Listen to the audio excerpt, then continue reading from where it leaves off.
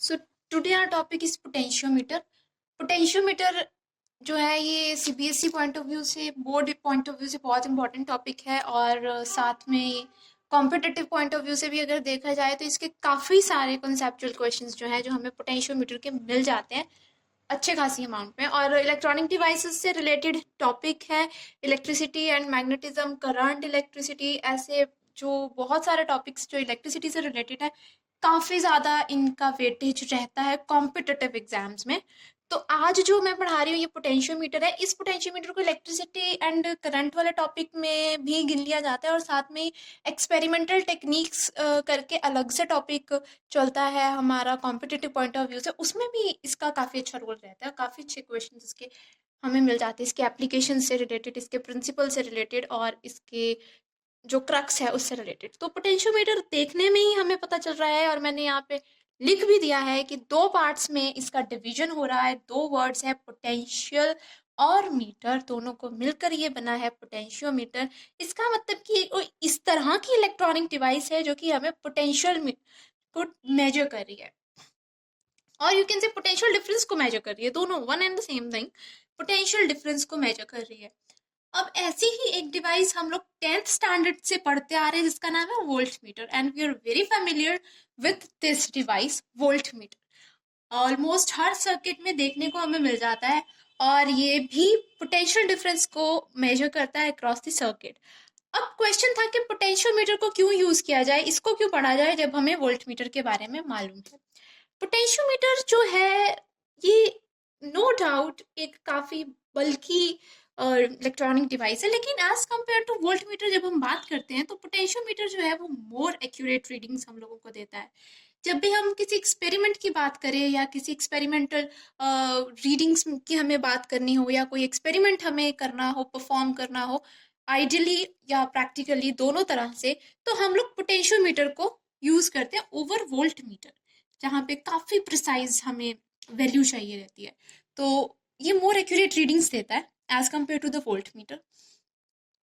Volt meter अब आप कह सकते हैं कि लेकिन अगर ये मोर एक्यूरेट रीडिंग्स हमें प्रोवाइड करता है तो हम ज्यादातर इलेक्ट्रिकल सर्किट्स में वोल्ट मीटर यूज करते हैं, व्हाई? अच्छा क्वेश्चन है, no doubt.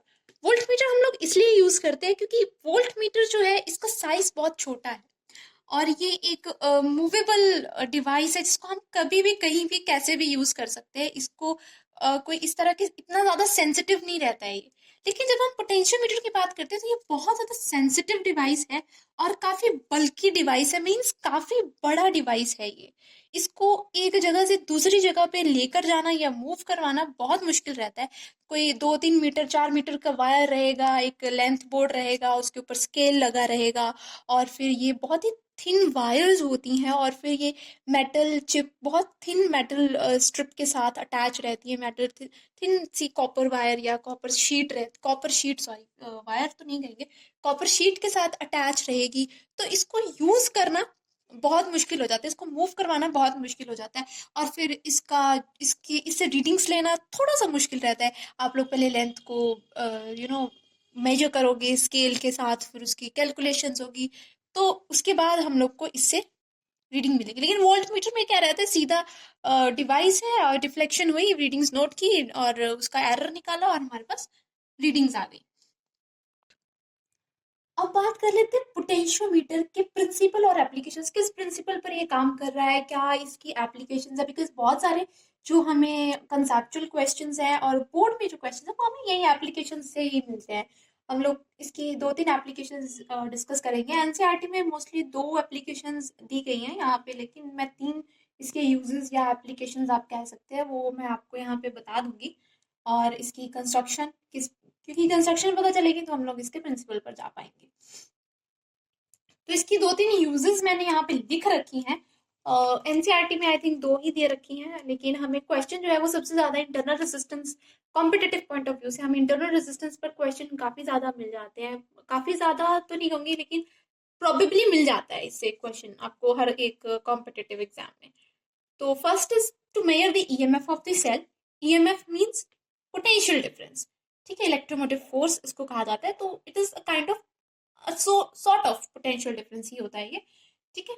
To measure the EMF of the cell, compare the EMF of the two cells. दो सेल लगे हैं, एक का ईएमएफ हमें पता करना है, एक का हमें मालूम है, तो हम लोग पोटेंशियोमीटर यहाँ पे यूज कर लेते हैं। और ये काफी प्रिसाइज रीडिंग्स देता है, काफी एक्यूरेट रीडिंग्स देता है, छोटी से छोटी माइनर से माइनर रीडिंग भी ये हमें देता है। और इसका एक बहुत बढ़िया रीजन ये है कि ऐसा क्यों कर पाता है, क्योंकि हम लोग इसमें गैल्वेनोमीटर यूज करते हैं। चलिए ठीक है, वो आगे आएगा तो I will explain about that.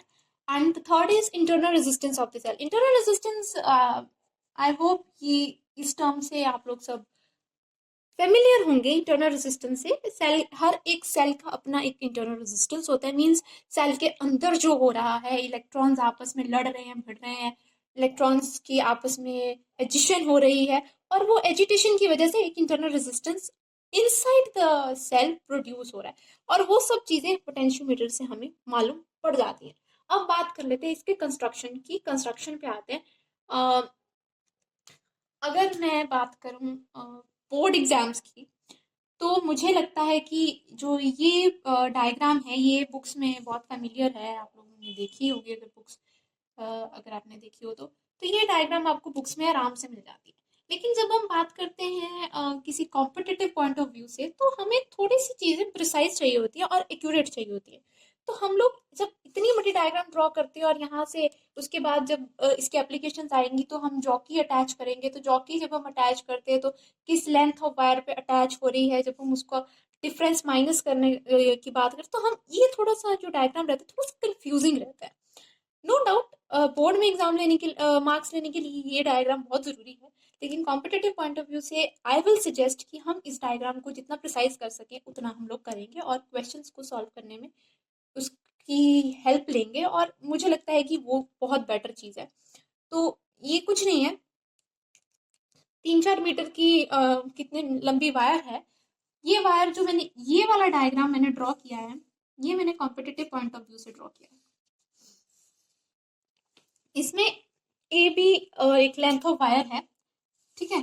तो इस लेंथ ऑफ वायर को मैंने एक बैटरी के साथ अटैच किया है, जिस बैटरी का जो पोटेंशियल डिफरेंस है वो V है, ठीक है। और ए पॉइंट है और ये बी पॉइंट है। तो ए पॉइंट अगर ये 0 वोल्ट है और यहाँ V वोल्ट है, अब ये 0 और V वोल्ट का क्या मतलब है, ये बड़ा अच्छी चीज है। 0 और V वोल्ट मतलब कि इन दोनों टर्मिनल्स के बीच में जो वोल्टेज है वो V है, ठीक है। आप कहिए कि यहाँ पे 0 है, यहाँ पे V है, आप कहिए यहाँ पे -V है, यहाँ पे 2V है, किसी भी तरह से करिए, लेकिन इन दोनों टर्मिनल्स के बीच का जो डिफरेंस है वो V होता है, ठीक है। इसका मतलब ये रहता है। तो ये हमारे पास एक लेंथ ऑफ वायर है जिसकी लेंथ सपोज कर लीजिए L है, ठीक है। और यहाँ पर 0 वोल्ट है और यहाँ पर V वोल्ट है, और दोनों का डिफरेंस V वोल्ट आ गया। सिंपल मैथमेटिक्स है, ठीक है। यहाँ पे 0 वोल्ट है तो ए के ऊपर, ए टर्मिनल इस साइड से जुड़ रखा है, तो ए के ऊपर 0 वोल्ट है। बी टर्मिनल पॉजिटिव वी से जुड़ रखा है और यहाँ पे बी वोल्टेज है, तो यहाँ पे बी पे बी वोल्टेज है, और इस वायर का पोटेंशियल डिफरेंस क्या आ जाएगा, V। बड़ा सिंपल सी चीज है, सिंपल मैथमेटिक्स है, V-0 V, ठीक है। और अब ये एक वायर मैंने सीधी ली है, और इसी वायर को अगर मैं कहूँ कि मैंने ऐसे ऐसे घुमा कर लगा दिया, तो one and same thing, same मैंने बैटरी के साथ अटैच किया है। लेकिन बुक्स में आप लोगों को इस तरह की देखने मिलेगी डायग्राम, ठीक है। ये थिक मेटल शीट रहती है, कॉपर की या किसी भी कंडक्टर मेटल की, तो कंडक्टिंग मेटल की, तो ये वो शीट रहेगी, इसके साथ ये वायर्स जो है वो अटैच रहेगी, ठीक है। और ये वायर्स के साथ हम लोग, इस वायर्स के साथ हम लोग खेलने वाले हैं आने वाले टाइम में, ठीक है, इस पूरे टॉपिक में। लेकिन इसकी एक और जो चीज कह लीजिए कि बहुत इंपॉर्टेंट है, वो ये है कि ये जो ये लॉन्ग वायर है, ये कुछ मीटर की होगी और इसका यूनिफॉर्म क्रॉस सेक्शनल एरिया होगा। अब why uniform cross sectional area and why this much long length, हम छोटी वायर से काम क्यों नहीं कर सकते, ये भी अच्छा क्वेश्चन है। ये आने वाले जैसे जैसे मैं फर्दर मूव करूंगी तो मैं इसके बारे में आपको जरूर बताऊंगी कि हम इतनी ही लंबी लेंथ क्यों लेते हैं और यूनिफॉर्म क्रॉस सेक्शनल एरिया ही हम लोग क्यों लेते हैं, ठीक है। उससे पहले एक यूनिटरी मेथड, बहुत ही सिंपल अलजेब्रिक मैथमेटिक्स का मेथड रहता है, उससे हम लोग ये पता कर लेते हैं। जैसे सपोज करो कि एक ये इसी की बात कर लेते हैं हम लोग, कहीं और जाने की जरूरत ही नहीं है। अगर लेंथ L है और L लेंथ में मुझे पोटेंशियल डिफरेंस V मिल रहा है, तो 1 यूनिट लेंथ में मुझे कितना मिल जाएगा, V/L। सिंपल मैथमेटिक्स है, यूनिटरी मेथड है, और x है अगर लेंथ, तो मेरे पास क्या आ जाएगा, VL/x मल्टीप्लाई बाय x। ठीक है जी, सिंपल यूनिटरी मेथड मैंने यूज किया है, इसमें कुछ भी कोई भी रॉकेट साइंस नहीं है। और जो ये V/L है, इसको पोटेंशियल ग्रेडियंट कहा जाता है, और इसको K से लिखा जाता है, that is the potential drop divided by length of the wire. ठीक है, तो ये इसका मेन क्रक्स है। और इस अगर ये चीज हमें समझ आ जाए तो हम लोग इसके प्रिंसिपल को डराइव कर सकते हैं, इसके प्रिंसिपल की हम लोग बात कर सकते हैं। बहुत कुछ नहीं किया है, एल लेंथ की वायर में पोटेंशियल डिफरेंस V था, 1 यूनिट की लेंथ होगी तो पोटेंशियल डिफरेंस V/L हो जाएगा, x लेंथ होगी तो VL/x हो जाएगा। और VL को यहाँ पे पोटेंशियल ग्रेडियंट का नाम दिया जाता है बुक्स में, जो कि पोटेंशियल ड्रॉप बाय लेंथ होता है। तो इन शॉर्ट अगर मैं बात करूं तो V/L को हम लोग K लिख लेते हैं, तो ये KX हो जाता है। ठीक है जी, अब हमने जो पीछे पढ़ा कि जो मेरा पोटेंशियल ग्रेडियंट वाला जो पार्ट था, कि अगर मेरे पास लेंथ है तो V/L इंटू एक्स जो है, उसमें से हमें पता चल जाएगा पोटेंशियल ग्रेडियंट इंटू एक्स जो है वो उसका पोटेंशियल डिफरेंस आ जाएगा हमारे पास, है ना। एक्स लेंथ पे कितना पोटेंशियल डिफरेंस होगा, ये होगा, है ना। तो यही इसका प्रिंसिपल है, यहां से ही इसका प्रिंसिपल डेवलप हो रहा है। क्या कह रहे हैं, potentiometer works on the principal that when constant current flows through the wire, अगर वायर से कांस्टेंट करंट, अब कांस्टेंट करंट कैसे जाएगा, अब ये बात आती है, कांस्टेंट करंट कैसे जाएगा। कांस्टेंट करंट मतलब अब V तो डिफरेंट हो ही रहा है, रेजिस्टेंस है और एरिया है। जब एरिया ऑफ क्रॉस सेक्शन उसका यूनिफॉर्म रहेगा तभी उसमें से करंट जो है वो कांस्टेंट फ्लो करेगा। इसलिए हम लोग कहते हैं कि एरिया ऑफ क्रॉस सेक्शन जो है हम लोगों को कांस्टेंट चाहिए, तभी हमारा रेजिस्टेंस सही चलेगा। ठीक है, रेजिस्टेंस कांस्टेंट रहेगा और तभी हमारे पास करंट जो है वो कांस्टेंट आ जाएगा। ठीक है, तो जो potential difference between two points है वो डायरेक्टली प्रोपोर्शनल होगा उसकी length of the wire between the two points, that is length of the wire between two points, यानी कि x। यही इसका प्रिंसिपल है और ये इसी प्रिंसिपल पर वर्क करता है। और अगर इससे पहले का एक टॉपिक रहता है आपका शायद ब्रिज मीटर का, दैट उसके ऊपर उसमें शायद आपने पढ़ा होगा कुछ नल पॉइंट के बारे में, नल पॉइंट थ्योरम के बारे में, या कह लीजिए कि नल पॉइंट ब्रिजिंग के बारे में। और उसके ऊपर भी ये पोटेंशियोमीटर जो है उसकी वर्किंग अगर मैं बात करूँ तो वो उसकी जो वर्किंग रहती है ना वो नल पॉइंट पे रहती है, नल पॉइंट थ्योरम पे पोटेंशियोमीटर वर्क करता है।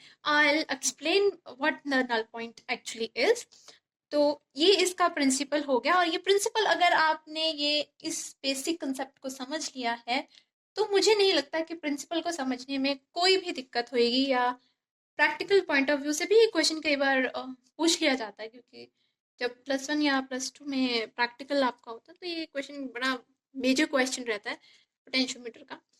तो चलिए आगे चलते हैं। अच्छा, एक और बात यहाँ पे मैं करना चाहूंगी पोटेंशियल ग्रेडियंट के बारे में। पोटेंशियल ग्रेडियंट था हमारे पास potential drop divided by length.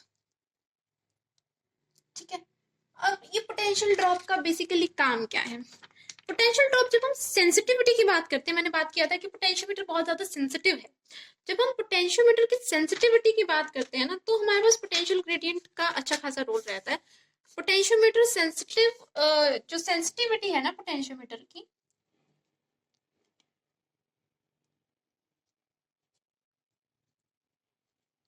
Sensitivity of potentiometer है जो, that is inversely proportional to K, यानी कि पोटेंशियल ग्रेडियंट। अब अगर हम लेंथ, इसका मतलब ये क्या आ गया, sensitivity is inversely proportional to potential gradient, यानी कि sensitivity is directly proportional to 1 upon potential drop into length। ये ऊपर चला गया ना, potential drop divided by length था तो लेंथ ऊपर चलेगी, यानी sensitivity is directly proportional to the length. जो क्वेश्चन यहाँ पे आप लोग का हो सकता था कि इतनी लंबी लेंथ हम क्यों लें, हम छोटी लेंथ पर काम क्यों नहीं कर सकते, that is because of the sensitivity. हमें सेंसिटिविटी अच्छी चाहिए पोटेंशियोमीटर की। Potentiometer is design such that कि उसकी सेंसिटिविटी बहुत अच्छी रहे। एक्यूरेसी जो है हमें तभी मिलेगी अगर वो जो भी हमारा डिवाइस रहेगा वो सेंसिटिव रहेगा। अगर आपका डिवाइस सेंसिटिव है तभी आप एक्यूरेट और प्रिसाइज रीडिंग्स एकदम पॉइंट टू पॉइंट रीडिंग ले सकते हैं। ठीक है, तो अगर लेंथ ज्यादा होगी तभी हमारे पास सेंसिटिविटी उस डिवाइस की ज्यादा आएगी। मतलब लेंथ उस डिवाइस से मेरा मतलब है पोटेंशियोमीटर की। इसलिए हम ग्रेटर लेंथ पर काम करते हैं, इसलिए हम कहते हैं 2 से 3 से 4 मीटर की लेंथ है पोटेंशियोमीटर की, ताकि उसकी सेंसिटिविटी अच्छी आ जाए हमारे पास। ठीक है, अब सेंसिटिविटी को देखने के और बहुत सारे फैक्टर्स रहते हैं। करंट रहता है, करंट के बारे में भी बात सेंसिटिविटी के साथ रिलेटेड रहती है, लेकिन इतना ज़्यादा हमें जाने की ज़रूरत नहीं है मुझे लगता। I think this is more than enough concept for you guys. ठीक है, तो अब इसके एप्लीकेशन पार्ट पर आ रही हूँ, लेकिन एप्लीकेशन पार्ट पर जाने से पहले मैं नल पॉइंट थ्योरम के बारे में कुछ डिस्कस करना चाहूंगी। नल पॉइंट थ्योरम को डिस्कस करने के लिए जो ये वाला डायग्राम है इसे ध्यान से देखना। नल पॉइंट थ्योरम बेसिकली क्या कहती है कि ऐसा पॉइंट आपकी जो जिस मेजरिंग डिवाइस है जो, और जो मेजरिंग सर्किट है, मेजरिंग सर्किट मतलब जिस सर्किट का हमने कुछ हिस्सा निकालना है, सपोज किसी सर्किट का हमने इंटरनल रेजिस्टेंस निकालना है, किसी सर्किट का हमने ईएमएफ का वैल्यू निकालना है, किसी सर्किट का हमने सेल का ईएमएफ निकालना है, जो उसमें बैटरी लगी है उसकी वैल्यू निकालनी है, या करंट निकालना है, उस मेजरिंग सर्किट को इस तरह से बैलेंस करना है कि उसमें से जीरो करंट निकले, नल करंट उसमें से पास हो। That is the null point theorem's base. ठीक है, अब इस वाले अगर मैं इसको देखूं, इस वाले डायग्राम को अगर हम लोग देखें, तो ये मेरे पास एक बैटरी है जिसकी वी वोल्ट है, यानी नेगेटिव टर्मिनल पे जीरो है और पॉजिटिव टर्मिनल पे ये वी वोल्ट दे रहा है, और ए पॉइंट पर और ये बी पॉइंट से अटैच है। तो ए पॉइंट पे मेरे पास आ गया 0 वोल्ट एंड बी पॉइंट पे I get the V volt. ठीक है, इसकी लेंथ एल है। अब मुझे जो ये मैंने ये बैटरी यहाँ पे लगाई है ना, मुझे इसका ईएमएफ निकालना है। ठीक है, I want to find the EMF of this cell, और ये इसका इंटरनल रेजिस्टेंस है। डेफिनेटली अगर एक सेल है तो उसका इंटरनल रेजिस्टेंस होगा ही। और ये मैंने गैल्वेनोमीटर लगाया है। गैल्वेनोमीटर बहुत छोटी सी भी अगर डिफ्लेक्शन करंट में आती है तो वो गैल्वेनोमीटर शो कर देगा। और इसके साथ ये मैंने जॉकी अटैच की है, jockey kind of metal wire जिसका आगे से हमने इसको छील दिया होता है, काट दिया होता है, ताकि ये सेंसिटिव हो जाए, और जब भी ये कनेक्ट होगी तो हमारे पास गैल्वेनोमीटर से रीडिंग देगी, एक सर्किट कंप्लीट कर देगी। ठीक है, तो जब ये जॉकी मैंने इसके ऊपर स्लाइड करवाई, तो एक पॉइंट यहाँ पर ऐसा ढूंढना है जहां पर गैल्वेनोमीटर की रीडिंग स्ट्रेट आ जाए, जहां पे गैल्वेनोमीटर नो डिफ्लेक्शन दे, नो डिफ्लेक्शन शो करेगा, वो पॉइंट जो होगा मेरा नल पॉइंट होगा। That means at that point the current in this measuring circuit is measured to be zero.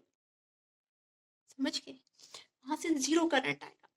Now the question is how zero current कैसे आ रहा है, यहाँ पर तो बैटरी लग रखी है, बैटरी की कुछ तो वैल्यू होगी, तो जीरो करंट कैसे आया। अब देखिए, बहुत अच्छा पॉइंट है और बहुत अच्छा कंसेप्ट भी है। अगर ये कंसेप्ट आपको समझ आया तो इलेक्ट्रिसिटी में आपको कोई भी दिक्कत आने वाली नहीं है। दो पॉइंट्स हैं ए और बी।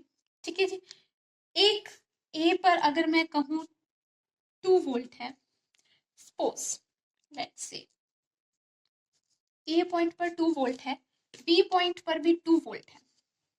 ठीक है, यहां पर भी उतनी ही वैल्यू है, यहां पर भी उतनी ही वैल्यू है, तो करंट कहीं से क्यों जाएगा।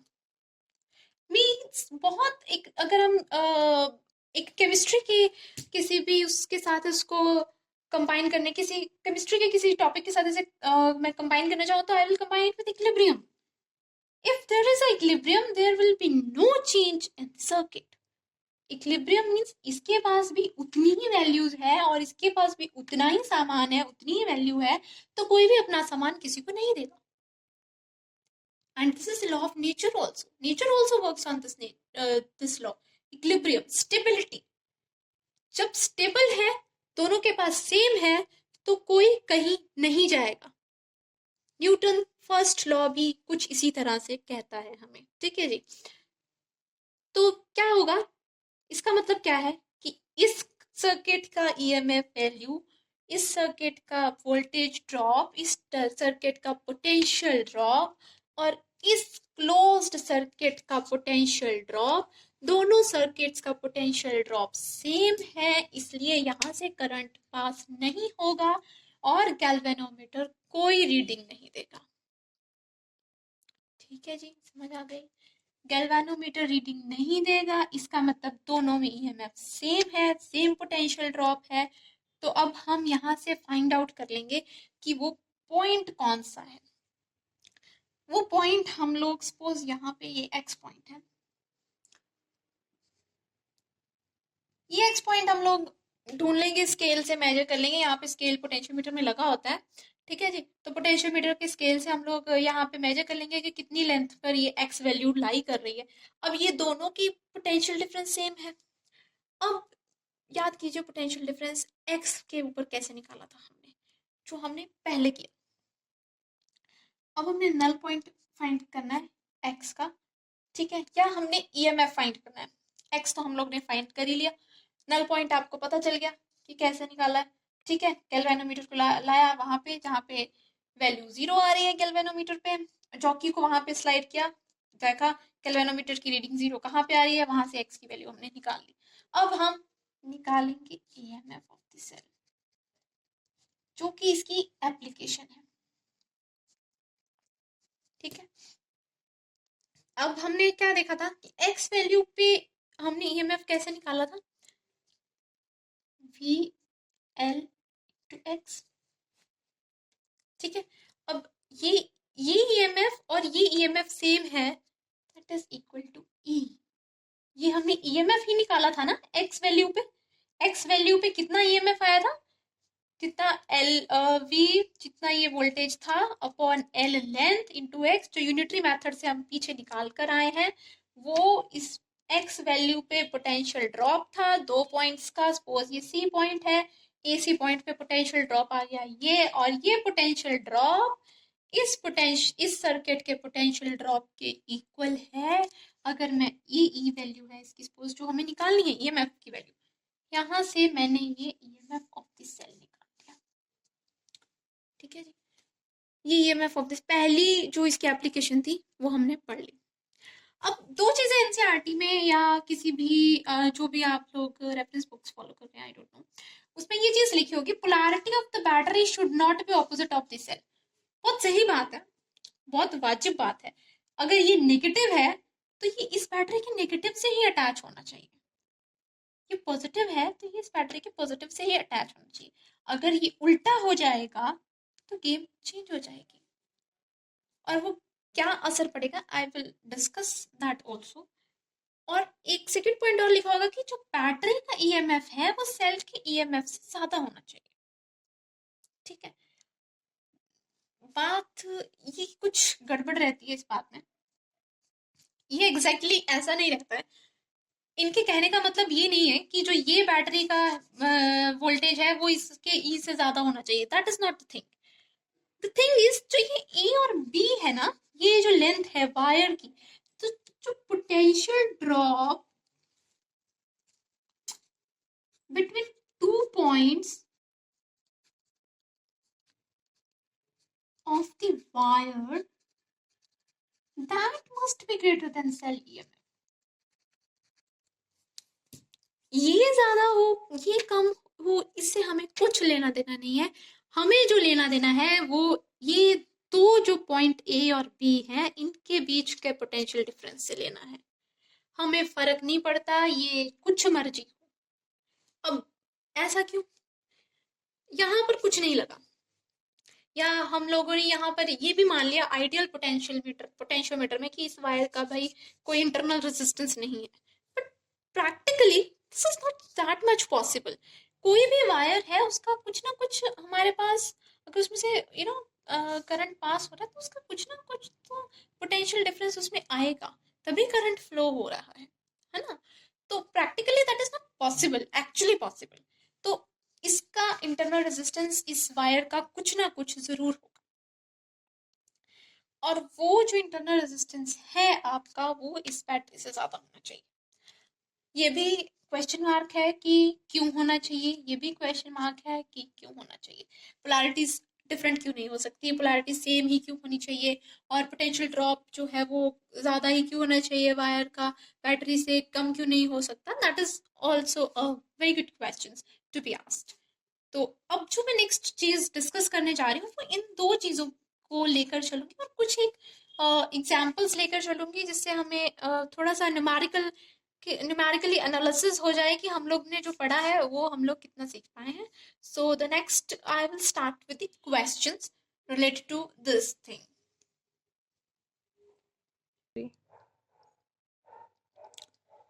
तो अब कुछ एक क्वेश्चंस ऐसे हैं जो बोर्ड में भी आपको मिल जाएंगे, और इससे रिलेटेड कुछ कंसेप्चुअल क्वेश्चंस आपको कॉम्पिटिटिव में भी मिल जाएगा, नो डाउट।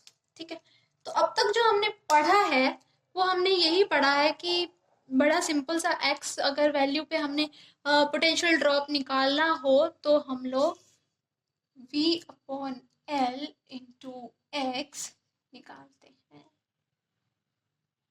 ठीक है, और ये अगर हमारे पास हमने नल पॉइंट ले लिया है तो नल पॉइंट पर ये ईएमएफ जो हमारा मेजरिंग सर्किट का ईएमएफ है उसके इक्वल हो जाता है। ठीक है जी, बड़ा सिंपल सा फॉर्मूला है और इसी फॉर्मूले पे बेस्ड हमारे क्वेश्चन हैं। तो पहला क्वेश्चन, जो पहला सर्किट डायग्राम आप लोग देख पा रहे हैं, उसमें मैंने 20 वोल्ट का एक बैटरी दिया है और 10 मीटर की लॉन्ग वायर है, पोटेंशियोमीटर की ए और बी पॉइंट मार्क कर देते हैं। ठीक है, और एक जो हमारा मेजरिंग सर्किट है दैट इज दिस वन, इसमें 8 वोल्ट का बैटरी मैंने दिया है। 2 ओम उस बैटरी का इंटरनल रेजिस्टेंस है। डेफिनेटली एक बैटरी है तो उसका इंटरनल रेजिस्टेंस जरूर होगा। उसके साथ ही गैल्वेनोमीटर अटैच्ड है और गैल्वेनोमीटर के साथ एक जॉकी अटैच की गई है। तो अब हमने निकालना है इसमें x। x is the null point, है ना जी। x है यहाँ पे मेरे पास नल पॉइंट, तो नल पॉइंट अब हम लोग निकालेंगे। बड़ा सिंपल सा फॉर्मूला है ना। ये वोल्ट दे रखा है मुझे 20, लेंथ दे रखी है मुझे 10, x मुझे फाइंड आउट करना है, और E मुझे यहाँ पे दे रखा है 8 वोल्ट। ठीक है, अब ये 2 ओम क्यों कुछ काम नहीं किया, ये देखिए, ये 0 वोल्ट है, ये भी वोल्ट है, ये चला करंट यहाँ पे 0। ठीक है जी, ये 0 से यहाँ पे आया वोल्टेज, यहाँ पे भी 0, इन दोनों का पोटेंशियल डिफरेंस 8 वोल्ट है। ठीक है, अब करंट तो फ्लो ही नहीं हो रहा, करंट तो फ्लो ही नहीं हो रहा, समझ रहे हैं, क्योंकि जो कि हमने वहां अटैच नल पॉइंट वहां है जहाँ पे करंट हमारे पास 0 है। करंट अगर 0 है तो इंटरनल रेजिस्टेंस जो भी हो हमारे पास पोटेंशियल डिफरेंस जो है वो यही रहेगा, 8 वोल्ट का ही। ठीक है, तो ये 8 वोल्ट मेरे पास आ गया। तो इसको सॉल्व कर लीजिए, सिंपल मैथमेटिक्स है। x आ जाएगा 8/2 दैट इज 4 मीटर। ठीक है, तो 4 मीटर यानी कि इस पे 4 मीटर पर जॉकी मुझे रखनी पड़ेगी, तब वहां पर मेरा जो गैल्वेनोमीटर है वो डिफ्लेक्शन देना बंद कर देगा, वहां पे गैल्वेनोमीटर की डिफ्लेक्शन 0 हो जाएगी, यानी कि मेजरिंग सर्किट में से करंट फ्लो होना बंद हो जाएगा, करंट 0 हो जाएगा। और ऐसे ही सेम क्वेश्चन ये है। ठीक है, ये मेरे मैंने 20 वोल्ट पे अटैच किया, 10 मीटर ही इसकी लेंथ है, x मुझे फाइंड आउट करना है। 8 वोल्ट की जगह मैंने 4 वोल्ट की बैटरी अटैच कर दी है, 2 ओम इसका इंटरनल रेजिस्टेंस है, गैल्वेनोमीटर साथ में लगाया है जो कि अटैच किया है, यानी गैल्वेनोमीटर 0 डिफ्लेक्शन देगा, वो पॉइंट मेरा नल पॉइंट होगा और वो x मैंने फाइंड आउट करना है। सिंपल ही दिख रहा है, वैसे तो कुछ खास है नहीं, सेम उसकी तरह है। बट द क्वेश्चन इज, ये नेगेटिव टर्मिनल है, ये पॉजिटिव टर्मिनल है, नेगेटिव से पॉजिटिव टर्मिनल अटैच किया है। अगर मैं इसको इसी तरह से क्वेश्चन को कर दूं तो ये क्वेश्चन गलत हो जाएगा। नेगेटिव के साथ पॉजिटिव टर्मिनल अटैच नहीं हो सकता, ऐसा जो था बुक में लिखा गया था। अब क्यों लिखा है वो यहाँ पे मैं बात कर लेती हूँ, डिस्कस कर लेते हैं। इन दोनों का 20 वोल्ट है, मान लो ये 0 है, ये 20 है, आ गया 20 वोल्ट। ठीक है, ये गया, यहाँ 0 है, यहाँ 0 है, यहाँ पॉजिटिव टर्मिनल है ना। तो यहाँ पॉजिटिव टर्मिनल अगर नेगेटिव 0 है तो कुछ तो ईएमएफ आएगा, है ना। तो अगर मैं कहूँ कि ये ईएमएफ यहाँ से आना चाहिए, यहाँ पे पॉजिटिव से नेगेटिव में चला गया, ये 4 वोल्ट है, 4 वोल्ट से फिर से नीचे चला गया। ठीक है, 0 पे आ गया, फिर से 0 और 4 वोल्ट है, 4 वोल्ट का मतलब यहाँ 4 है, यहाँ 0 है, या कुछ भी ले लो, 4 वोल्ट आना चाहिए दोनों का डिफरेंस। तब भी क्या हो गया, यहाँ पे डिफरेंस कम हो गया, मेरे पास पोटेंशियल डिफरेंस कम हो गया। तो अब ये पोटेंशियल डिफरेंस यानी कि करंट फ्लो करने लग पड़ा, पोटेंशियल डिफरेंस आ गया मेरे पास। यहाँ पे मेरा 0 है, करंट यहाँ से 0 आ रहा है, जी पे कोई डिफ्लेक्शन नहीं है, लेकिन ये मेरे पास जो है ये पॉजिटिव से नेगेटिव की तरफ चला गया, और यहाँ पर मेरे पास जो ये आएगा यानी -4 वोल्ट हो गया इस साइड। ठीक है जी, ये 0 वोल्ट है, अगर ये 0 वोल्ट है तो ये 0 वोल्ट हो सकता है, कोई प्रॉब्लम नहीं है। 0 वोल्ट मतलब दोनों का डिफरेंस हमारे पास 4 वोल्ट आना चाहिए, यहाँ पे 0 हो सकता है, कोई कोई दिक्कत वाली बात नहीं। ये -4 वोल्ट आ गया, यानी कि यहाँ -4 वोल्ट, इस तरह से पोटेंशियल डिफरेंस सेम होना चाहिए कि करंट 0 आए, -4 वोल्ट। यहाँ पे मेरे पास है 0 से 20 वोल्ट, और -4 वोल्ट तो यहाँ पे कहीं आता ही नहीं। 1 2 3 4 5 6 सब टू 20 जाएगा, -4 तो आएगा ही नहीं ना इस पूरे इस डिफरेंस में। तो जब -4 आएगा ही नहीं तो मैं जॉकी कहीं भी लगाऊं मेरा करंट 0 ही नहीं हो रहा, होगा ही नहीं, क्योंकि -4 वोल्ट, और यहाँ पे कहीं पे आएगा ही नहीं जहाँ पे ये दोनों करंट्स जो हैं, दोनों जो सर्किट्स जो हैं वो बैलेंस हो जाए। तो यहाँ पर तो नल पॉइंट मुझे भाई मिलेगा, null point can't be obtained.